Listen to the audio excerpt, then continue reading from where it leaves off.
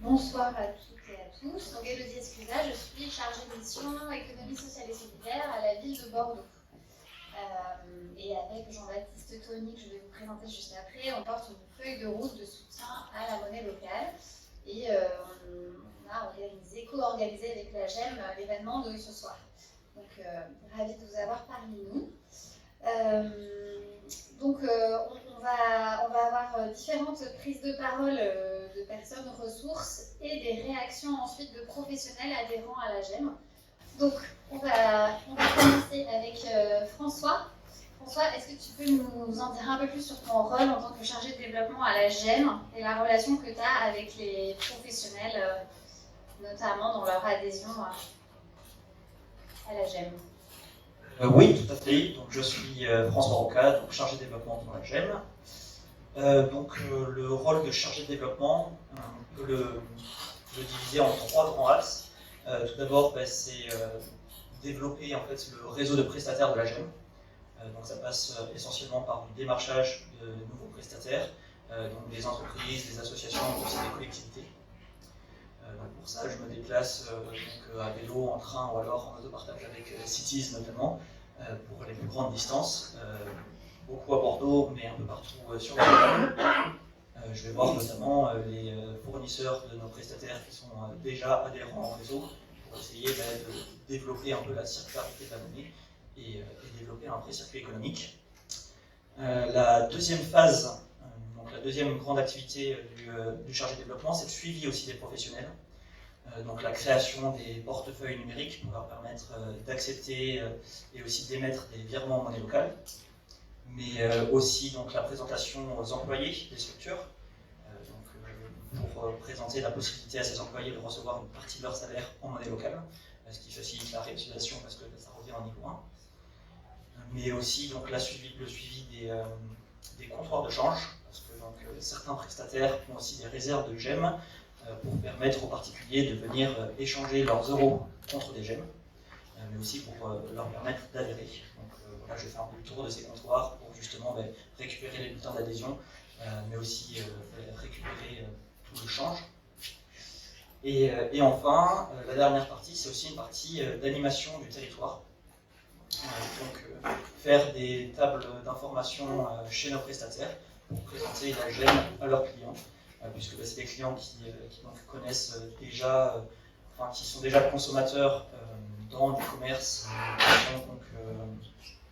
qui ont une démarche plutôt sociale, solidaire et environnementale, et donc qui seront plus amènes à comprendre et à utiliser en fait la monnaie locale. En tant que chargé de développement, je suis amené à bosser tout seul, mais aussi beaucoup en équipe, notamment donc, avec l'équipe de salariés, mais aussi beaucoup l'équipe de bénévoles, donc, qui aide pour l'étape d'information, mais aussi pour le démarchage. Voilà. Ce que j'aime beaucoup aussi dans ce métier, c'est le fait de pouvoir rencontrer un peu toutes les initiatives locales, qu'elles soient sur la ville ou sur tout le département. Justement, ça fait plaisir de voir toutes ces personnes qui essayent de faire du mieux. C'est un très bon médicament contre l'éco-anxiété qu'on peut parfois subir. Voilà, je crois que j'ai à peu près fait le tour. Est-ce qu'on rappelle en quelques mots ce qu'est la GEM? Ce qu'on l'a pas dit. Dante résume en disant la GEM c'est 1 euro qui reste en Gironde. Mais est-ce qu'on va plus loin? Est-ce qu'on va plus loin? Est-ce que tout le monde, est-ce que le public, je vous regarde parce que là on a plutôt des convaincus. Est-ce que de votre côté c'est clair ce qu'est la monnaie locale girondine? Moi j'aimerais bien développer un petit peu. Ok. Aurore, c'est à toi. Donc la monnaie locale, c'est une monnaie qui a la même valeur effectivement que l'euro. 1 euro égale 1 GEM. La particularité, c'est que cette monnaie ne peut être utilisée que sur le territoire de la Gironde, que cette monnaie circule d'adhérent à adhérent, que ce soit des particuliers ou des professionnels, voire même des collectivités, des associations. Qu'elle a un effet rebond, c'est-à-dire que quand vous payez en GEM, derrière le professionnel que vous payez en GEM va devoir faire un travail de réutilisation également de cette monnaie, et également en local, et également dans le même réseau de professionnels. Donc il y a un effet rebond, ricochet. Votre acte d'achat, en fait, même s'il est très conscient une première fois, en fait, il va être également conscientisé par toutes les autres qui vont devoir utiliser la monnaie en local. C'est également une monnaie qui est légale. Hein, c'est quand même un point important. On est encadré par une loi, la loi ESS de 2014. Donc c'est parfaitement légal. Elle est d'ailleurs une monnaie locale complémentaire. C'est le terme utilisé. Et peut-être ajouter qu'il y a une version numérique aussi qui existe depuis juin 2023.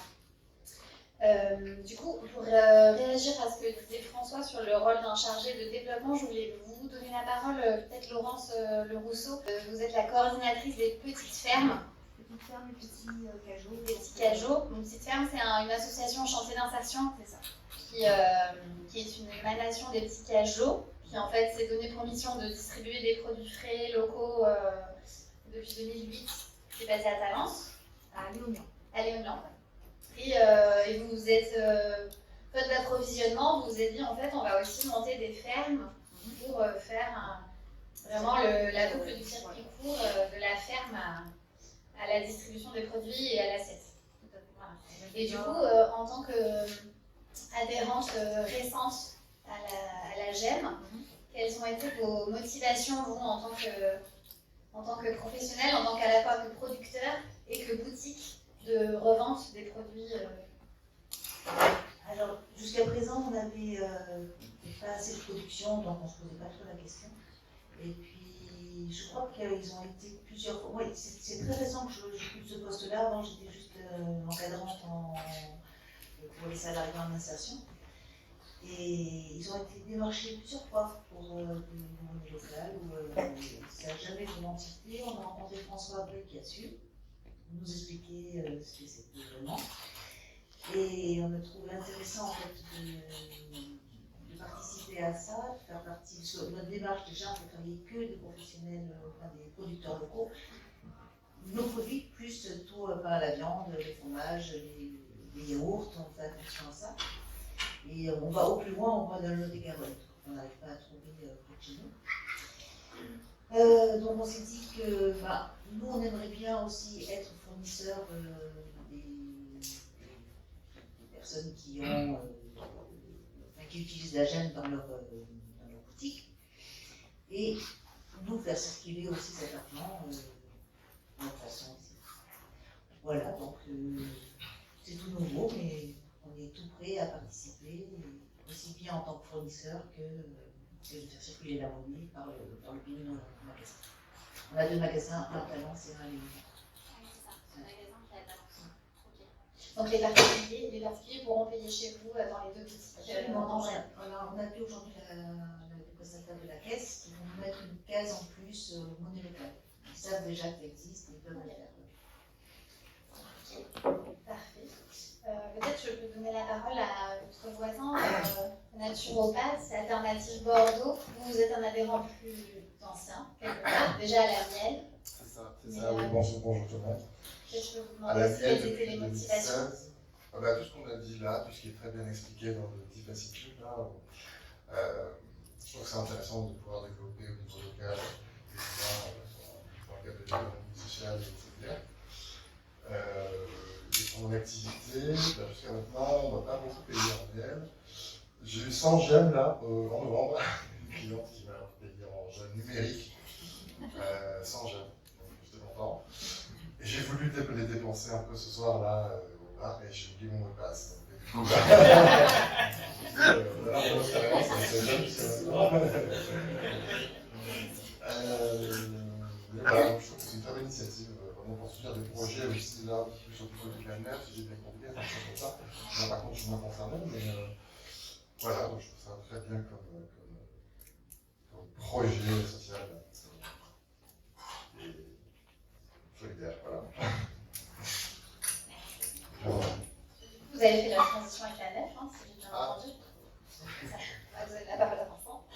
Tu peux nous en dire plus sur le rôle de la nef dans cet écosystème? Bonsoir. Vincent, banquier à la nef depuis 3 ans. travaille dans cette coopérative financière qui a été constituée par les citoyens à la fin des années 80 sous cette forme. Notre coopérative est une coopérative qui opère dans le champ du financement. Notre volonté, c'est de financer des projets éthiques essentiellement à partir d'épargne de citoyens et d'entreprises qui exercent également dans le champ de l'écologie, de la culture et du social. Nous sommes actifs sur les financements sur ces trois champs-là. Notre activité repose sur la transparence, quelque chose d'essentiel, puisque nous sommes créés finalement à rebours d'un système bancaire qui ne l'est pas véritablement. Et donc cette transparence, on va la retrouver au travers de choses relativement simples. Lorsque vous êtes entrepreneur et que vous êtes financé par la NEF, vous savez que vos financements, 100% des financements dont vous allez bénéficier, proviennent de citoyens. Ça, c'est un élément de transparence qui est assez simple, mais aujourd'hui, nous sommes malheureusement assez peu nombreux sur ce marché à proposer ce type de sûreté. L'autre élément que vous allez pouvoir avoir, et là il est matériel et je vous en ai emmené un petit peu, c'est le rapport d'activité et la liste exhaustive des financements que l'on accorde. Et ça, c'est un élément qui est important pour les épargnants, puisque lorsque vous épargnez à la NEF, vous savez précisément là où va votre argent. Et c'est souvent la raison pour laquelle, justement, on place son argent à la NEF, c'est pour ces éléments de transparence. Donc là, si vous voulez vous amuser ce soir, vous avez nos rapports d'activité dans lesquels vous pouvez retrouver les entreprises, très belles entreprises que l'on a financées. Est-ce que certaines sont adhérentes à la GEM? Oui, bien sûr, certaines sont adhérentes à la GEM. Sont là ce soir. Non, ça, il n'y en a pas. Mais justement, là, on a fait la passerelle pour parler un peu des liens qu'il y a entre la NEF et les monnaies locales, pas uniquement la GEM. Et la NEF est un partenaire des monnaies locales depuis très longtemps. La première monnaie locale créée en France est partenaire de la NEF. On a de la chance, il y a une très bonne dynamique au niveau des monnaies locales dans le sud-ouest. Cette monnaie locale, je fais référence à la monnaie locale dans le Lot-et-Garonne, qui s'appelle aujourd'hui l'Abeille, créée en 2010. On a la chance aussi à la NEF aujourd'hui d'accompagner la plus grande monnaie locale d'Europe, le SLO, quand même une fierté. Et plus globalement, on accompagne aujourd'hui plus d'une trentaine de monnaies locales. Et, ces liens sont contractualisés aujourd'hui dans une convention de partenariat tripartie entre la NEF, le mouvement SOL et le mouvement des monnaies locales complémentaires. Cette convention, elle vient finalement entériner en 2018 les liens qui préexistaient. Et la NEF s'est engagée à ce moment-là à accueillir les dépôts de garantie des monnaies locales. Et ça, c'est quelque chose qui est, je pense, très important, parfois méconnu par les citoyens. C'est que lorsque vous êtes citoyen et que vous convertissez 1 euro en une monnaie locale complémentaire, vous allez faire coup double, puisque vous allez faire une première boucle dans l'économie locale. Donc, un commerçant va vendre un produit, collecter une monnaie locale qu'il va lui-même ensuite refaire circuler dans son réseau et ainsi de suite. Donc là, vous créez une première boucle vertueuse. Mais derrière, l'argent que vous avez converti, qui se retrouve déposé à la NEF, cet euro va être investi dans une autre entreprise locale. Donc, finalement, avec 1 euro, vous doublez votre impact local.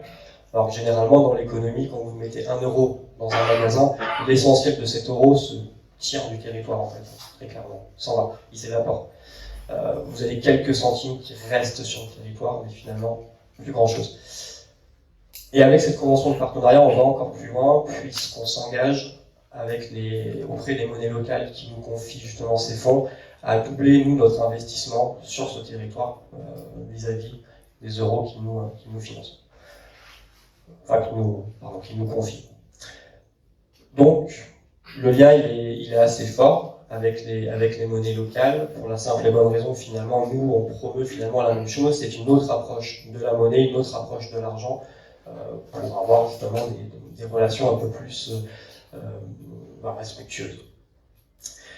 Et derrière ça, faut quand même le dire et le mentionner, c'est que la nef finance des entreprises à impact, porte beaucoup de choses, mais aussi elle essaye de l'incarner. Aujourd'hui, quand vous êtes salarié à la nef, vous avez possibilité de recevoir tous les abondements du CSE en monnaie locale. Donc c'est la gonette, la monnaie locale de Lyon, qui a été choisie, donc tant pis pour moi, je ne peux pas trop en bénéficier. Et on est en train de déployer aujourd'hui le paiement des salaires avec cette monnaie locale, donc la monnaie locale, la gonette, qui est une très belle monnaie locale aussi, qui est en train de très bien se développer. Voilà, je pense avoir fait le tour. Que signifie nef? Nouvelle économie fraternelle, je ne sais pas donner la question.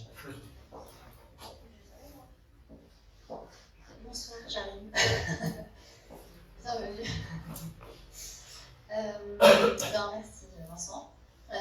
Du coup, je rebondis peut-être avec un comptoir de change. On a la boutique One qui est parmi nous, qui est comptoir de change.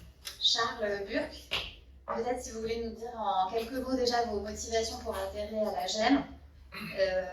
Et ensuite nous dire, est-ce que vous avez dans les personnes qui viennent changer les euros en GEM chez vous, est-ce que vous pensez qu'ils sont conscients de ce double impact dont a parlé Vincent et du fonds de garantie qu'il peut y avoir derrière la monnaie locale? Oui, avec plaisir. Donc Charles, j'ai créé la boutique One, We Are Nothing, en centre-ville de Bordeaux, en 2009, et je propose que des choses qui sont fabriquées en France et fortement axées sur le zéro déchet et la cosmétique zéro toxique. Donc ça va un peu plus loin que le bio. Le bio, malheureusement, garantit 5% de bio, le reste, c'est un peu vague. Donc là, on est plutôt dans le zéro toxique. Donc c'est ma conviction d'acheter plus localement, de produire moins de déchets et d'arrêter de prendre des produits toxiques pas forcément nécessaires. J'écarte des produits toxiques, la bière et le chocolat. Que je ne vends pas, mais c'est comme ça. On ne peut pas tout faire. Parfois, il faut quelques défauts. Donc voilà, c'est une philosophie de vie que je n'ai pas toujours eue. On n'est pas tous nés avec tout plein de convictions ou de savoir. Donc au fur et à mesure de mes parcours professionnels et de vie, j'essaie de m'améliorer. Et donc, et comme je suis devenu commerçant un peu par hasard, je me suis dit, voilà, je vais proposer que des choses qui sont moins néfastes pour moi, donc aussi forcément pour les gens. Je suis adhérent à la monnaie locale depuis quelques temps. Je ne connais pas la date, extrêmement important. C'est important de connaître les dates d'anniversaire et des trucs comme ça. Mais j'ai connu la mienne. Et donc j'ai suivi avec la GEM. Belle évolution avec le paiement numérique. C'est très facile. La chose la plus compliquée un petit peu pour un commerçant, c'est qu'est-ce que j'en fais? Dans quel cas je le mets au niveau de la caisse, tout ça. Et comptablement, comment ça se passe et tout. Bon, là, ça s'informatise, c'est une bonne chose, ça s'officialise, c'est une bonne chose, et ce qu'on disait tout à l'heure, j'ai un fournisseur à moi qui accepte la GEM maintenant aussi, donc ce fournisseur, je vais pouvoir le payer avec les GEM que je reçois de mes clients. Donc c'est une bonne circulation. Donc j'habite pas en centre-ville, j'habite un petit peu à l'écart, un peu en campagne, il n'y a pas trop de prestataires qui acceptent. Je ne vais pas manger au restaurant tous les soirs à Bordeaux, ceux qui acceptent la GEM. Donc je vais pouvoir dépenser mes GEM plus facilement, effectivement. Je vais pouvoir faire circuler la GEM beaucoup plus facilement. Donc voilà, comptoir de change. L'activité de comptoir de change, est-ce que c'est une activité importante pour vous? Non. Qu'est-ce qui est important à part l'amour. Désolé.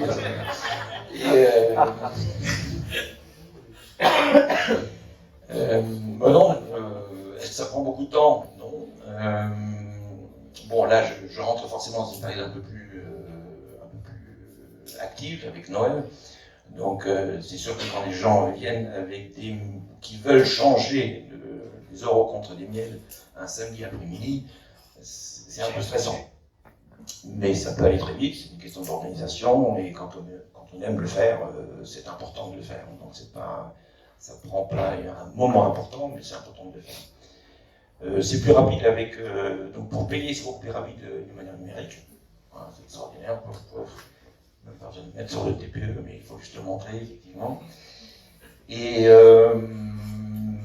donc, j'ai connu la miel, donc c'était pas mal. Et après, il y a eu un flottement, quand il y a eu le changement et la nouvelle reconstruction, changement de nom et tout ça. Donc, il y a eu une période où il n'y a pas eu beaucoup d'activités. Et là, ça commence à nouveau à bien redémarrer, surtout au niveau numérique. Et il y a pas mal de gens qui viennent, et qui viennent avec 50 €, 100 €, et après, ils veulent changer. Donc ça prend du temps, oui, mais bon. Qu'est-ce qui prend pas de temps? Combien de temps? Combien de temps ça prend? Entre 18 secondes et 2 minutes, presque. Pour changer? Bah oui, merci. Voilà. Non, et puis voilà, marquer le nom, signature, tout ça. Mais grosso modo 30 secondes. Par rapport à la question des fonds de garantie, je ne sais même pas si beaucoup de gens savent ce que c'est vraiment une banque. Je ne sais même pas si beaucoup de gens savent ce que c'est les fonds de garantie. Qu'est-ce qu'il y a derrière? Une banque, c'est négatif. De manière générale, c'est ce qu'on pense. À tort ou à raison, aucun jugement. Les fonds de garantie ou obscurs et tout, qui financent ça, d'où vient l'argent? C'est de l'argent sale. Et moi, j'étais longtemps au conseil d'administration d'une banque très connue. Genre pendant 3 ans, je suis sorti de là, je n'ai toujours pas tout compris. Je ne posais pas des bonnes questions, je pense. Et donc, je ne pense pas que les gens qui viennent dans vos magasins, d'une manière générale, soient des pros des banques et des fonds de garantie. Et je ne pense pas que les acteurs, des consommateurs qui ont la monnaie locale, peut-être un peu plus. Mais je pense que la seule chose qu'on puisse dire, c'est qu'effectivement, quand une banque prête, elle prête rarement son propre argent. C'est toujours l'argent d'autres personnes. Que ce soit des particuliers ou des entreprises. Les fonds de garantie, c'est la même logique. Ça vient de quelque part, soit de particuliers, soit d'autres activités. Plus on augmente le bon commerce, la bonne industrie, le bon échange, la monnaie propre, plus les fonds de garantie seront propres. Donc, c'est juste vraiment, je pense, le message à avoir. Plus les banques sont propres, plus l'argent sera propre. Plus il y aura de monnaie locale, moins il y aura de spéculation, plus il y aura de circulation entre nous. Donc, bon, après, vous savez que je pense, il n'y a pas une grande volonté de parler d'une manière très, très ouverte de tout ça, parce que chacun défend son prix de carré, toutes les différentes banques et industries et tout ça. Mais, je veux dire, nous tous, je pense que nous savons, plus nous on est propre, plus nous on cotise, plus la masse cotisée sera propre. Donc il n'y a aucune raison d'avoir peur d'une banque propre et des fonds de garantie propres, et de prêts propres, et d'investisseurs propres, et de projets propres. Merci pour ce retour. Du coup, je pense que la transition est toute trouvée pour parler des impacts, peut-être avec Danse. Le mouvement Sol a réalisé une étude l'an dernier, fin 2021. Exactement, oui. Fin 2021, une étude qui donne des chiffres sur les impacts, justement, notamment en termes d'économie réelle et puis pour les professionnels adhérents. Tu peux nous en donner quelques-uns? Oui, tout à fait. Tu parlais d'économie propre. On peut même déjà commencer à parler d'économie réelle. L'économie réelle, ce qui est intéressant, c'est que 97% des euros en circulation sont utilisés pour des transactions financières, donc des échanges de titres, qui sont de manière spéculative. J'achète un titre, j'achète une tonne de blé à la bourse de Chicago, je la revends 2 jours après, 2 mois après, voire 2 secondes après, maintenant avec des ordinateurs un peu 5% plus cher, 0,5% plus cher, et j'encaisse le bénéfice. Donc aujourd'hui, il y a cette économie-là, financiarisée, qui joue avec l'économie réelle. Et à côté, il y a les monnaies locales qui sont 100% dans l'économie réelle. Voilà. quand je change mes euros en gemmes, mes euros vont dans une banque propre, j'ai bien l'idée, dans une banque propre, et mes gemmes, je les utilise dans l'économie réelle, et ici et maintenant, et pas sur Internet, pas avec des vendeurs qui construisent des hangars sur des terres arables pour mettre des rayons et des rayons de livres et d'autres choses. Donc voilà, on est vraiment dans une économie qu'on aimerait voir se développer. Donc ça, c'est la première chose, c'est qu'il y a vraiment la monnaie locale, c'est dans l'économie réelle. Grâce à ça, on a un vrai impact sur la société qu'on construit ensemble, par nos échanges. Il y a plein de façons de construire la société, mais la façon dont on consomme a un impact. La façon dont on épargne a un impact, tout a un impact. Et l'intérêt des monnaies locales complémentaires, il est maintenant prouvé par les études qui se succèdent, les unes après les autres, et qui vont toutes dans le même sens. Typiquement, au mouvement Sol, on a fait, avec toutes les monnaies locales de France, on a fait une grande enquête en 2021 qui était produite par des scientifiques qui ont participé à ces enquêtes grâce à un financement de Fondation de l'économie sociale et solidaire. Et ce qu'on voit, c'est qu'on change vraiment les comportements.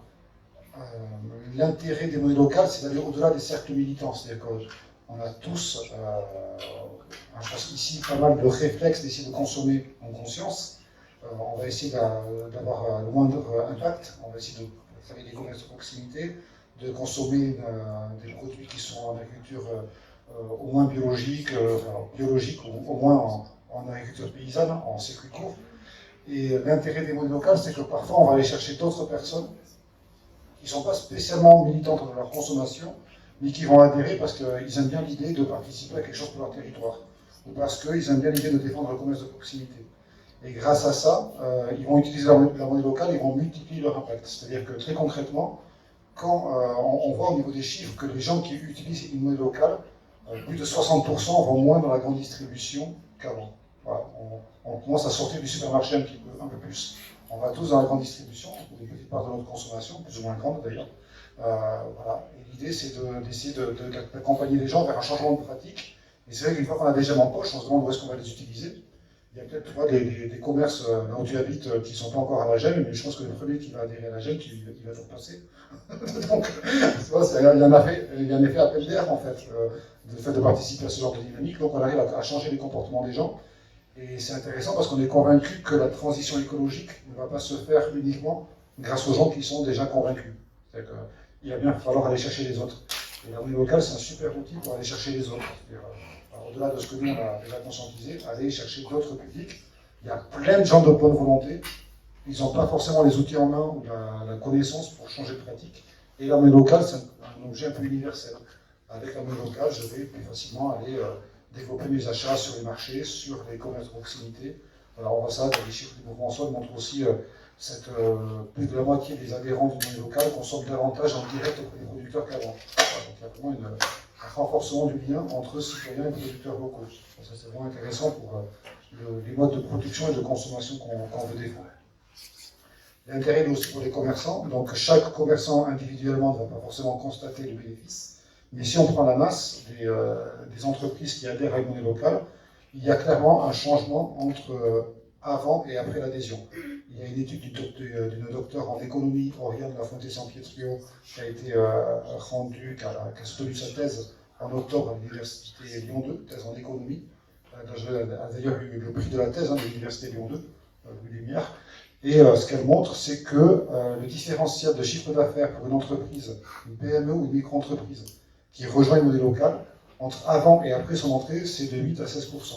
Donc clairement, en même temps, il y a vraiment un impact économique. Qui dit économique dit social, parce que l'économie c'est du social.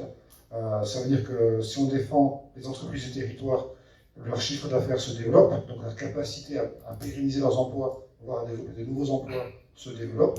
Ça veut dire aussi plus de lien social.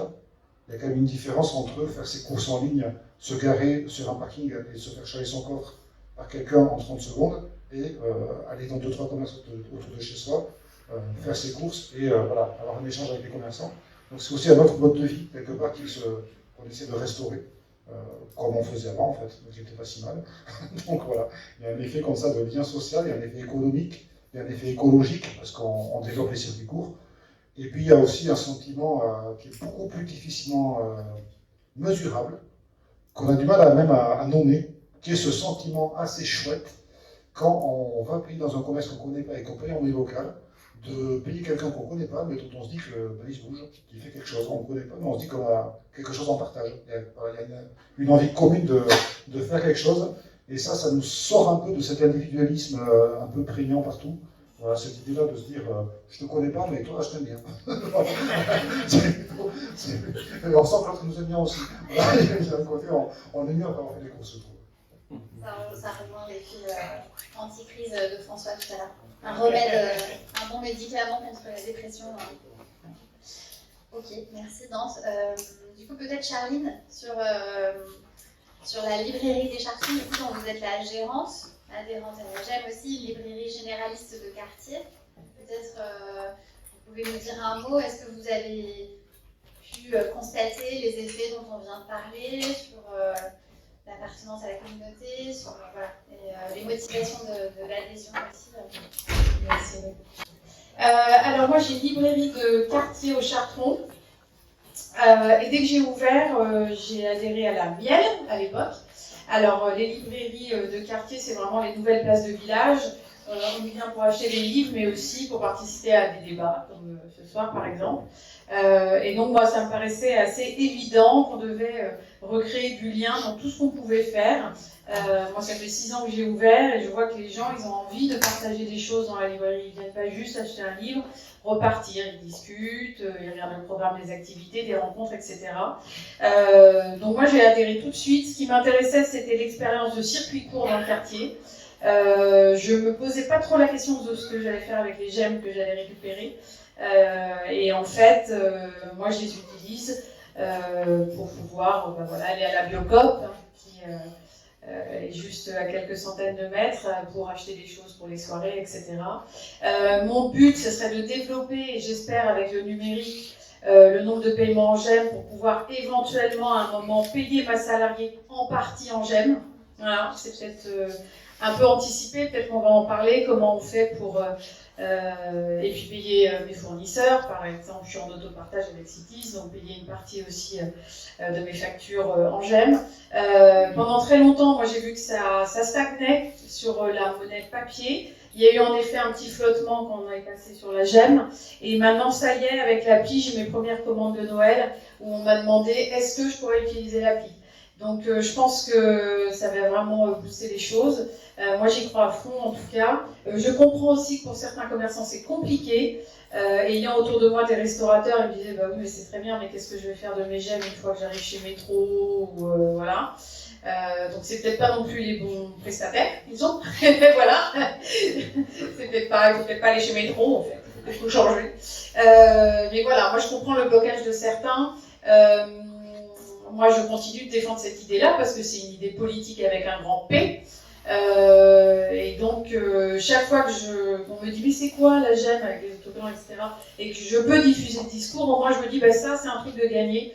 Peut-être que la personne, quand elle va rentrer chez elle, elle va se dire bah, « donc c'est un truc bizarre. Moi, je vais voir, je vais me renseigner. » Et puis, on fait pousser des petites graines. Et voilà, moi, à aucun moment, je me suis dit « c'est trop galère. » C'est pas du tout galère, en fait. C'est pas plus galère qu'avoir un TPO. Voilà. Merci beaucoup.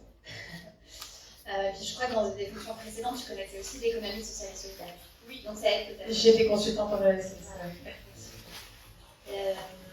Peut-être juste une dernière chose, tu m'as dit que, pour faire le lien avec l'intervention d'après, tu m'as dit qu'il fallait que la ville continue dans sa lancée, que tu trouvais ça important que la collectivité utilise la monnaie locale pour un gage de crédibilité. Bah, moi, c'est vrai que... Alors moi, mon quartier, c'est les Chartrons, j'habite à Saint-Seurin. J'aimerais pouvoir aller à la piscine judaïque, payer en gemmes, payer une partie de la cantine, évidemment, pour les écoles primaires en gemmes. C'est peut-être un peu avancé comme idée, mais voilà, si on veut que tout le monde s'y mette, il faut que sur la facture de la cantine, on puisse voir écrit en gros et payer une partie de la cantine en gemmes. Et évidemment que les fonctionnaires de la mairie soient payés en partie en gemmes, mais ça va être plus compliqué, à mon avis. Voilà. Je dois répondre à ça.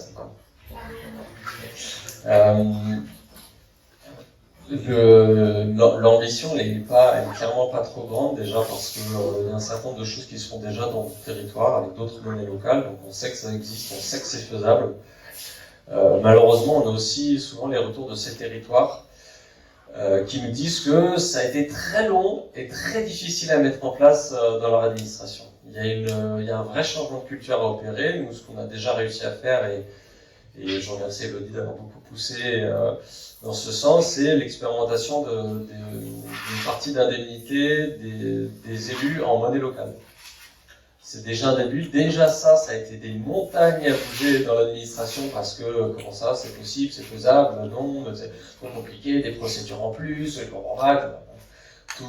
C'était finalement on a des services, bon, j'exagère un petit peu, mais c'est quand même comme ça que ça a été vécu. Ont parfois presque passé plus d'énergie à essayer de trouver des raisons pour lesquelles on ne pouvait pas faire, plutôt que de trouver des raisons de faire. Mais d'un autre côté, je peux pas leur en vouloir, puisque là, on change vraiment un changement de culture énorme, quoi. Sur d'autres politiques publiques, on peut changer de braquet parce que on va aller, par exemple, on va pousser vers de l'alimentation bio dans les cantines, on va concevoir différemment nos rues, nos voiries pour pouvoir y mettre plus d'arbres, moins de places de voitures et plus de voies de vélo. En l'occurrence, ce qui concerne la monnaie locale, on n'est même pas sur un changement en termes de politique publique, c'est simplement une politique publique qui n'existait pas. Donc en fait, c'est vraiment, on part de zéro dans l'administration, ce qui rend la chose extrêmement difficile. Et j'ai des territoires qui m'ont dit, qui ont essayé de s'attaquer notamment à l'idée même de permettre aux agents d'être payés en partie en monnaie locale. Ils ont dû faire face à une menace de grève. C'est dire quand même. Alors que dans la loi, de toute façon, on ne peut pas forcer à recevoir une monnaie locale, c'est interdit. Donc dans tous les cas, ça ne peut que être sur la base du volontariat. Mais c'est dire à quel point ça mobilise. Il y a beaucoup d'imaginaire, il y a beaucoup un peu d'idées préconçues autour de cet outil-là, parce que de manière générale, au-delà du salarié ou de l'agent de l'administration qu'on est, on est avant tout des citoyens qui, de toute façon, sommes très peu mis en face de ces sujets monétaires, économiques. On nous dit surtout ne vous en occupez pas, on s'en occupe pour vous. C'est un peu la loi du néolibéralisme d'une certaine manière. Et donc dire aussi aujourd'hui dans une grande administration, on ouvre la possibilité d'être payé en monnaie locale, ou ça serait bien que la piscine, on puisse permettre aux citoyens, aux habitants de payer leur entrée en monnaie locale. C'est un changement, c'est plus une révolution. Et donc c'est un vrai chantier. Disons que c'est un horizon qu'on arrive bien à définir, parce qu'on sait aujourd'hui, on pourrait, d'une certaine manière on l'a déjà fait, on pourrait écrire noir sur blanc tout ce qu'on aimerait faire en tant que collectivité. Mais alors on est incapable de vous dire, c'est presque un mirage, on est incapable de vous dire à quelle distance se situe l'horizon. On le voit nettement, mais on ne sait pas du tout quand est-ce qu'il va arriver. Donc on a eu la présence d'esprit, malheureusement, quand on a écrit la feuille de route monnaie locale, la ville de Bordeaux, on a eu la présence d'esprit de se dire, surtout, on ne met pas de date, on ne met pas d'objectif, parce que à tous les coups, déjà on ne sait pas comment on va s'y prendre. Si ça se trouve, sur le chemin, on va être face à des choses qu'on n'imaginait pas avant, qui vont nous faire changer de braquet, changer de stratégie, de méthode, etc. Donc on n'a pas mis date, on a juste écrit ce qu'on aimerait faire. Après, on s'est mis des objectifs avec la GEM en termes de déploiement, des objectifs chiffrés de nombre de GEM en circulation, etc. Donc ça, c'est un objectif qu'on arrive à atteindre. Mais sur le déploiement interne dans l'administration, c'est encore un chantier. Et pour le coup, les indemnités des élus en monnaie locale, il y a 10 élus qui acceptent une partie de leur indemnité en monnaie locale, alors qu'on a déjà des élus sur liste d'attente. Donc il y a une demande. Mais c'est l'administration même qui a dit non, c'est trop compliqué, alors si vous ne payez pas plus de 10 élus. Et on verra dans un an. Donc on a lâché un peu du lest, ok, on expérimente sur 10 élus, et on verra dans un an. Il s'avère que là, a priori, ça n'est absolument pas un problème. Ça a été peut-être un peu difficile à mettre en place les 2 premiers mois, parce qu'il y a eu des petits bugs, comme il y a toujours, à chaque fois qu'on lance un projet. Aujourd'hui, je pense que ça glisse comme dans du beurre, quoi. Donc dans un an, très probablement, on se dira c'était beaucoup moins grave que ça n'y paraissait, donc allons-y, ouvrons à tout. Mais c'est pour dire à quel point en fait, c'est malheureusement très très complexe. On arrive aussi, c'est une politique qu'on lance, à laquelle on est extrêmement convaincu, mais qui doit faire, malheureusement, qui est mis en compétition avec un certain nombre d'autres politiques publiques en lien avec la transition écologique, sociale et démocratique. Et donc on a beaucoup de services qui sont la tête dans le guidon sur leur plan déchets, la feuille de route démocratie, etc. Et quand on arrive avec, alors ça serait bien la monnaie locale si on pouvait juste... Alors pas le temps, vraiment trop compliqué, là on a une feuille de route déjà qui fait 10 pages, c'est pas possible. Donc c'est hyper compliqué de nager dans tout ce fonctionnement-là. Voilà, on a une ambition qui est très très grande, mais du coup, dedans, la monnaie locale, forcément l'accompagnement est plus difficile. En tout cas, le déploiement interne est plus difficile. Mais c'est pas grave parce que aujourd'hui on fait différemment. Il y a 2 semaines, on était avec Aurore à l'association des maires de Gironde pour voir comment l'association des maires de Gironde pouvait être relais aussi de la monnaie locale. Alors, on n'a pas eu de mal du tout à convaincre la directrice qui a tout de suite vu l'intérêt de la monnaie locale, au point qu'on en est sorti avec la directrice qui tenait dans sa main le bulletin d'adhésion. Parce qu'on n'était pas du tout allé pour ça. C'est elle qui l'a demandé. Et c'est elle qui l'a demandé. C'est elle qui l'a demandé. Donc voilà, on s'adapte en fait. C'est un long chemin de croix qui va passer par de la sensibilisation interne auprès des autres élus.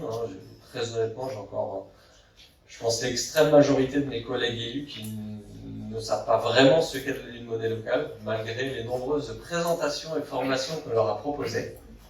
Donc voilà, je prends moi mon bâton de pèlerin pour faire passer le message, pour essayer à chaque fois de rappeler, de montrer l'intérêt, de montrer à quel point en fait ça peut même être utile dans leur politique publique. C'est ça qui est assez dingue, c'est que c'est un outil, et comme tous les outils, si ça reste dans la boîte à outils, ça sert à rien. Par contre, si on l'utilise, là, ça peut devenir extraordinaire. Et on voit avec l'exemple de la sécurité sociale alimentaire étudiante que c'est aussi un outil au service d'une politique sociale.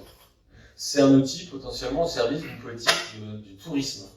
C'est un outil au service d'une politique de transition écologique des commerçants, de mise en avant des artisans. Voilà, nous, dans notre programme politique, on voulait mettre en place un label pour mettre en avant les commerçants engagés. On a réfléchi, mais c'est compliqué, un label, quels critères, comment est-ce qu'on va réussir à faire adhérer entre guillemets les commerçants à ce label, quelle forme, comment les contrôles, etc. Le label, on l'a, ça s'appelle la GEM. Il y a une charte, il y a des critères, il est là le label. En fait, la GEM, on pourrait l'utiliser dans beaucoup de nos politiques publiques, il faut juste que mes collègues élus s'en emparent, et ça va être mon travail pour les semaines et les mois qui vont arriver. Merci Jean-Baptiste. Peut-être un retour d'un commerçant maintenant sur cette adhésion de la ville. Florilège, peut-être, en tant que commerçant de proximité du centre-ville, est-ce que vous pensez que ça peut avoir un quelconque impact, en toute sincérité, le fait que la collectivité utilise la monnaie locale, adhère? Oui, ça me semble évident que c'est un impact hyper positif. Symboliquement et tout matériellement aussi, et pour les échanges qui vont se faire et ce qui va circuler. Oui. Vous êtes une adhérente depuis? Alors en fait, nous on avait adhéré à la Miel il y a un peu plus de... il y a 4 ans à peu près. Donc on ne brasse pas énormément de gel, mais de toute façon, voilà, on a un petit atelier, on travaille à 2, on a un atelier de fabrication de céramique, et c'est pas un atelier qui, de toute façon, qui brasse énormément de cuivre. Mais on est très content de participer, et c'est plus effectivement un engagement politique qu'autre chose. Je suis un peu étonnée de voir que ça mette autant de temps. En fait, c'est vrai que quand je me suis inscrite à la MEL il y a 4 ans, j'imaginais que enfin, pour moi, ça me semble une idée tellement simple, en fait, et effectivement simple à mettre en place. En fait, quand les gens s'inscrivent à la miel, c'est très simple, quoi. On voit tout de suite chez qui on peut aller, c'est facile d'échanger les miels. Je me rends compte qu'en fait c'est plus compliqué, peut-être parce que quand même c'est une idée nouvelle, malgré que ça existe au Pays Basque ou dans certains endroits depuis quelques années, c'est relativement nouveau, les gens ne connaissent pas.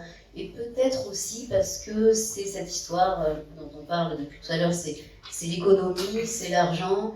Et enfin, moi je me rends compte que dans les gens qui sont autour de moi, les personnes qui ont à cœur qui ont suffisamment de sensibilité et d'intelligence pour refuser le monde économique dans lequel on est, comment ça fonctionne. C'est vrai que le côté économie, argent, ils ont un peu tendance à tout rejeter, à se dire ça, j'ai pas envie d'en entendre parler, c'est pas mon monde. Et c'est là-dessus en fait que je crois qu'il y a un gros travail à faire en fait. C'est ça. Merci beaucoup. Est-ce qu'il y a des questions éventuelles pour répondre avant? J'ai une petite question sur un particulier qui veut adhérer à la GEM. Il a une cotisation déjà. Il y a 3 niveaux de cotisation, je crois. Je te laisse. Oui, tout à fait. Donc la cotisation de base est à 25 €, mais il y a aussi une cotisation de soutien au projet qui est disponible à 50 € et une cotisation solidaire sur les petits budgets qui est à 5 € par an. Alors, Celui qui est un client qui vient, j'aimerais bien adhérer. Oui. Donc on l'envoie sur le site. C'est ça, sur le site, ou alors justement dans les comptoirs de change qui peuvent aussi faire remplir des bulletins d'adhésion. Et tout seul, il peut adhérer via Internet. Oui, oui, exactement. Prendre une cotisation. Donc, en fait, c'est 25 €, c'est ça. Voilà. Pour qu'on puisse leur annoncer un petit peu comment faire. Et je tiens aussi à préciser, puisqu'on parlait beaucoup de miel en fait dans cette discussion, c'est parce que donc la GEM est issue d'une fusion de 2 monnaies locales, et donc la GEM est une association qui n'a qu'un an, mais qui a hérité du réseau qui s'appelait la Miel, donc avant qui circulait donc sur Libourne, Bordeaux et le Sud-Gironde, et de l'Austria qui elle circulait sur le bassin d'Arcachon, qui ont fusionné pour avoir qu'une seule monnaie locale dans toute la Gironde. C'est bon pour les questions. Au niveau des impôts, en tant que commerçant, j'imagine que ça ne se déclare pas, les revenus. Oui, c'est vrai que c'est une question qui a été posée aussi hier soir. En fait, les impôts dans la loi, c'est dit que les impôts ne peuvent pas se régler en monnaie locale, en titre de paiement. Et pour le... Donc ça ne se déclare pas, c'est ça? Si, ça se déclare, évidemment que ça se déclare comme on se calme, on se calme.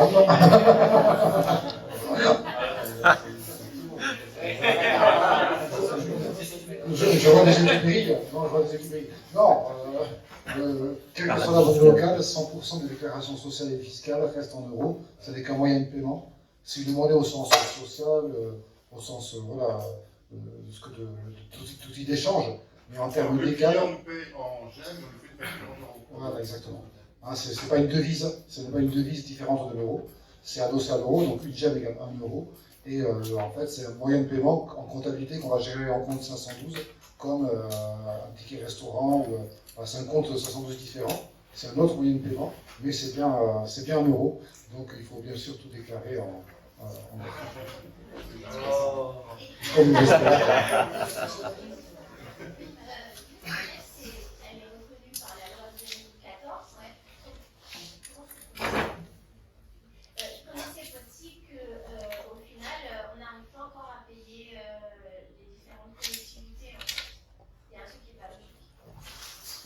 Alors, je pense que dans Jean-Baptiste, vous êtes le mieux placé pour y répondre.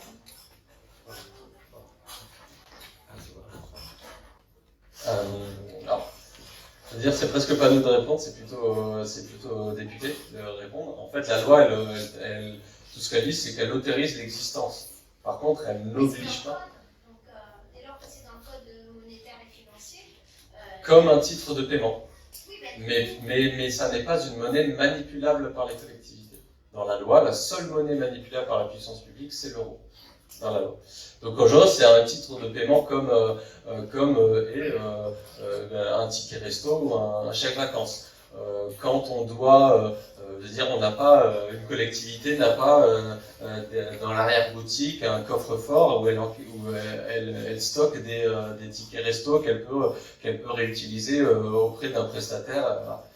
En fait, tout est instantanément toujours reconverti en euros parce que la seule monnaie qu'on peut utiliser, c'est l'euro.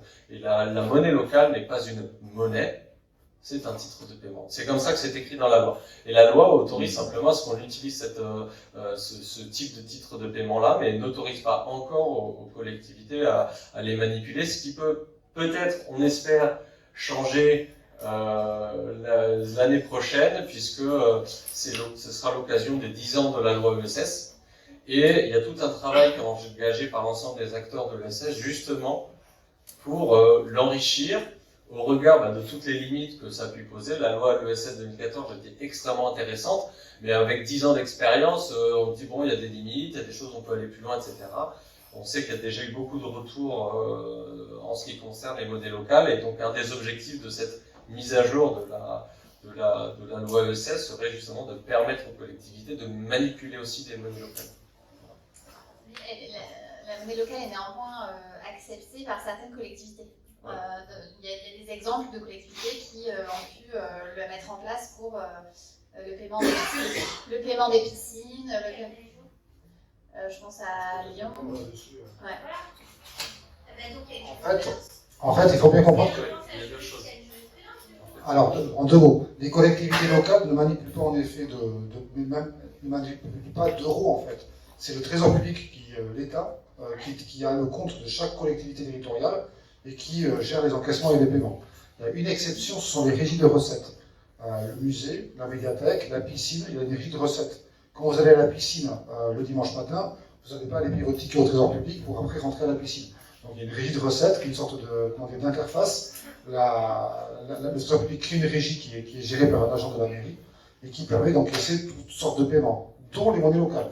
À ce titre-là, donc en régie de recettes, on peut encaisser des monnaies locales. Par contre, malheureusement à ce jour, la collectivité va devoir déposer les fonds au Trésor public, et le Trésor public ne connaît que l'euro. Donc il faut reconvertir les gemmes en euros avant de déposer au Trésor.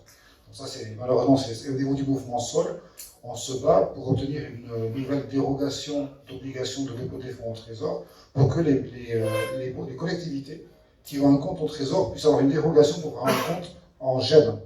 Donc la mairie de Bordeaux, si on arrive à obtenir cette avancée-là, et ça prendra un peu de temps, aurait un compte en euros géré par le comptable public, par Bercy, et aurait aussi un compte en gemmes lui aussi manipulé par le comptable public, ce qui lui permettrait d'encaisser et de payer. Mais en attendant, on a trouvé des solutions. Déjà pour les encaissements en régie, ça se passe au Pays Basque, auprès de plein de mairies, auprès de la Pays Basque. Ça se passe au niveau de la ville de Lyon, de la métropole de Lyon, de la ville de Villeurbanne. Voilà, ça se passe à Nantes, y compris pour les transports publics, à Nantes, en délégation de service public. Donc il y a une collectivité qui peut beaucoup avancer sur les encaissements. Et comme le dit Jean-Baptiste, il faut encore que les élus et les agents suivent la dynamique. Mais aujourd'hui, techniquement, c'est possible. Et les collectivités peuvent même faire des paiements en monnaie locale, de façon indirecte.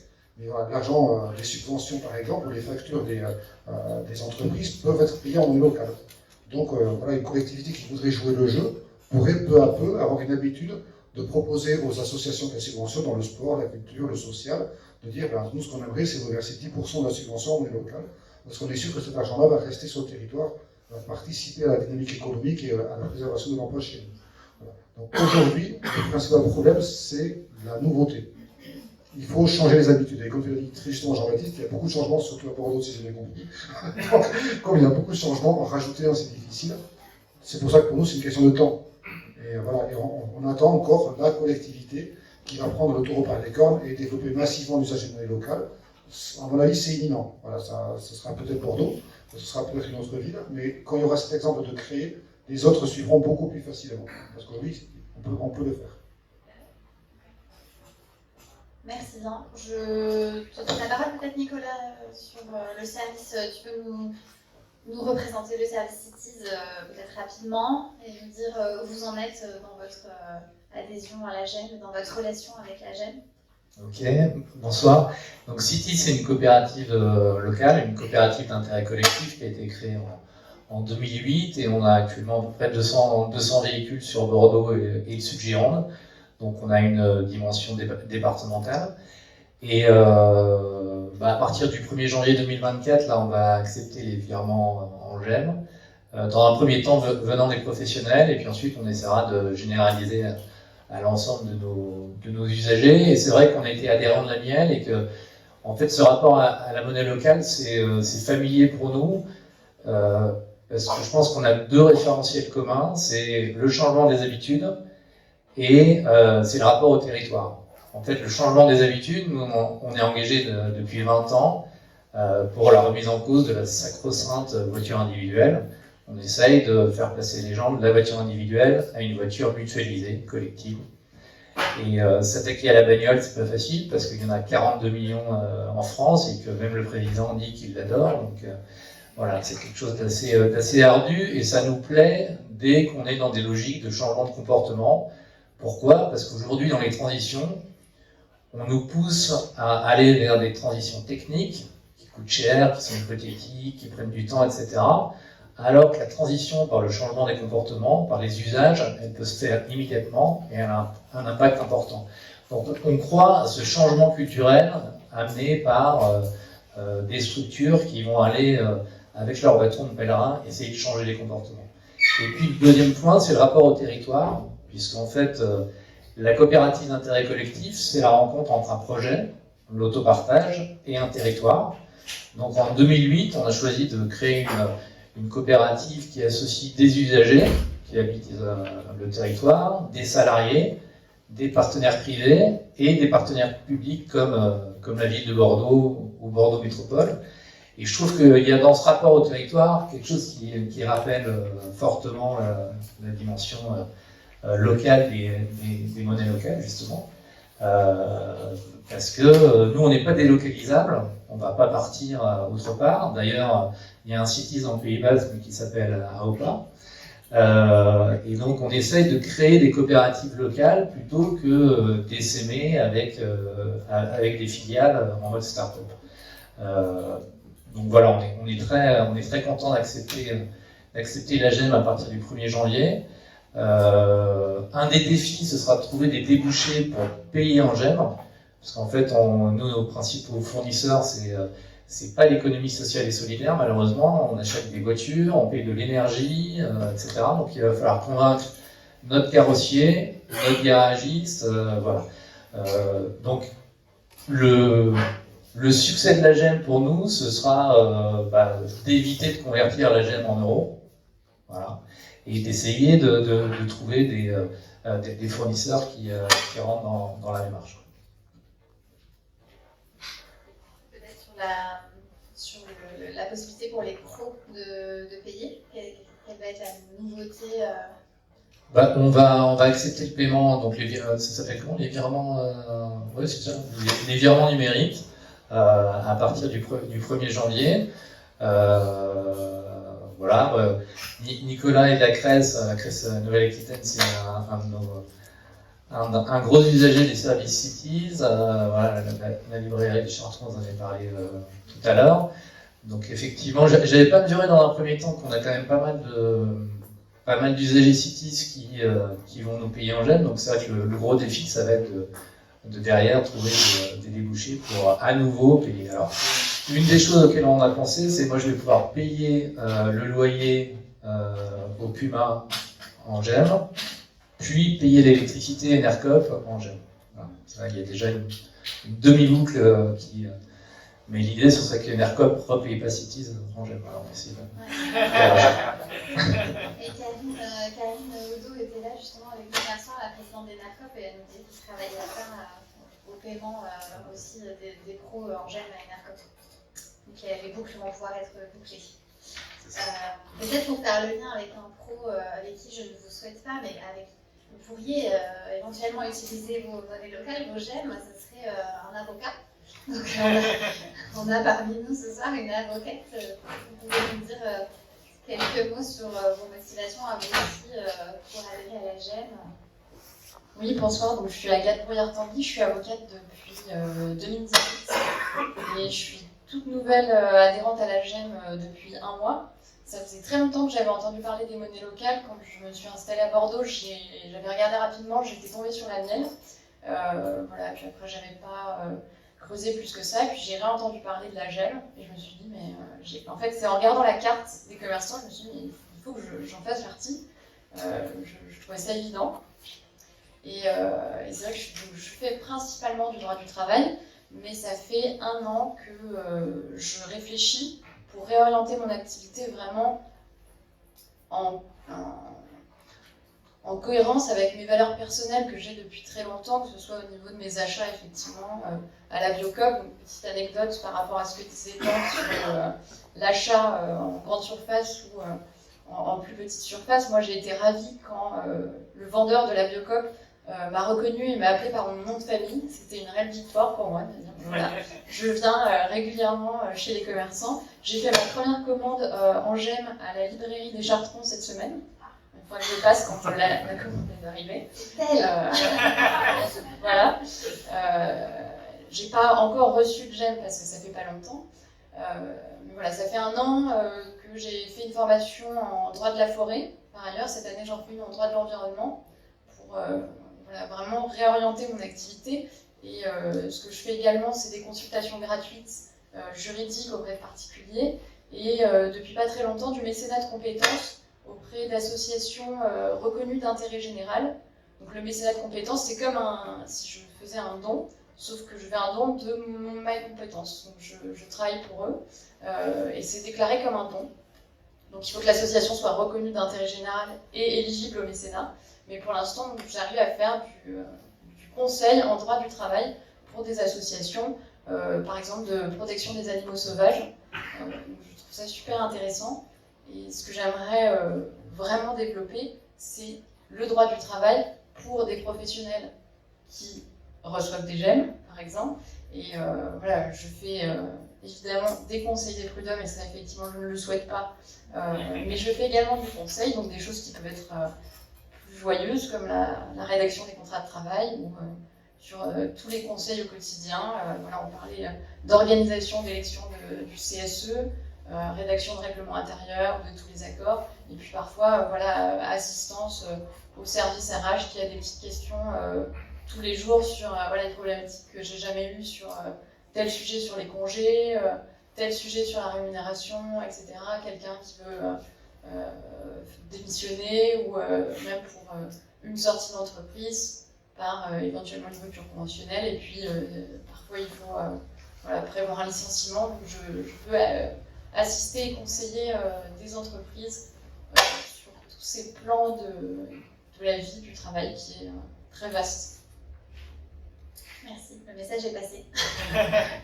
Et Ophane, est-ce que tu voulais rajouter quelque chose? Je t'ai pas donné la parole sur peut-être sur l'application numérique. On parlait pour le bureau. Ouais, et après on ira boire un verre après ça.